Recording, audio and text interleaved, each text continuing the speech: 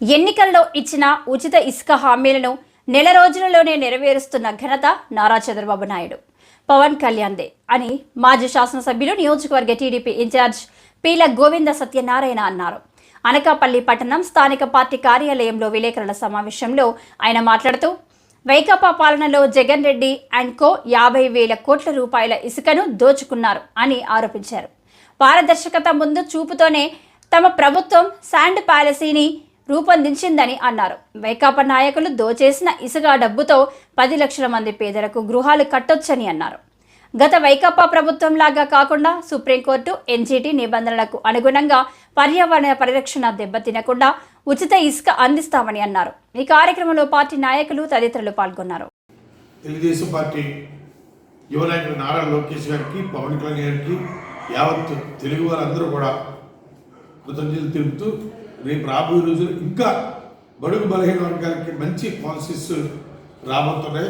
ఎలక్షన్లో ఏవైతే హామీ ఇచ్చారో అతి ఎక్కువ ఖర్చుతో కూడుకున్న ఫెన్సెస్ ఇచ్చిన హామీని కూడా మనం చూసాం. ప్రతి గ్రామాల్లో కూడా పండగ వాతావరణం.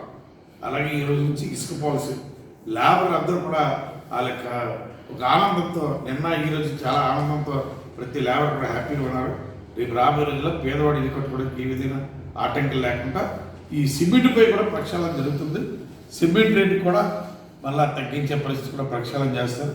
ప్రతి ఒక్క పేదవాడు కూడా సొంత ఇల్లు కళ నిర్వహించుకునే అవకాశం కల్పించినందుకు చంద్రబాబుకి ప్రత్యేక ధన్యవాదాలు. అలాగే పవన్ కళ్యాణ్ గారికి, నారా లోకేష్ గారికి కూడా ప్రత్యేక ధన్యవాదాలు. ఆ రోజు చూసాం పవన్ కళ్యాణ్ గారికి కూడా విశాఖపట్నంలో ఈ కూలీలతో, భవన నిర్మాణ కూలీలతో 50,000 మందితో మీటింగ్ పెట్టి ఆ తర్వాత చంద్రబాబు, పవన్ కళ్యాణ్ గారు, లోకేష్ గారు కూడా ఇచ్చిన మాట ప్రకారం ఈరోజు ఉచిత ఇసుక పాలసీ ఇంప్లిమెంట్ చేసినందుకు ప్రత్యేక ధన్యవాదాలు తెలుపుతూ సెలవు. నమస్కారం. ఈరోజు యావత్ ఆంధ్రప్రదేశ్ అంతటా చంద్రబాబు నాయుడు పాలనలో ఫస్ట్ ఇచ్చిన మాట ప్రకారంగా 5 సంతకాలు చేసి ఇంప్లిమెంటేషన్ కూడా చేయడం జరిగింది. అలాగే ముఖ్యంగా ఉచిత ఇసుక పాలసీ ఈరోజు రాష్ట్రానికే ప్రగతి. ఈరోజు మ్యాక్సిమం గడిచిన రోజుల్లో చూసాం మనం, లేబర్ చాలా ఇబ్బందులు పడ్డారు. మ్యాషనరీస్ కానీ, లేబర్ కానీ, కాంక్రీట్ లేబర్ కానీ చాలా ఇబ్బందులు పడ్డారు. బియ్యం కంటే అతి ఎక్కువ రేటు మీద ప్రభుత్వం ఏతుందంటే ఇసుకనే ఈ జగన్మోహన్ రెడ్డి.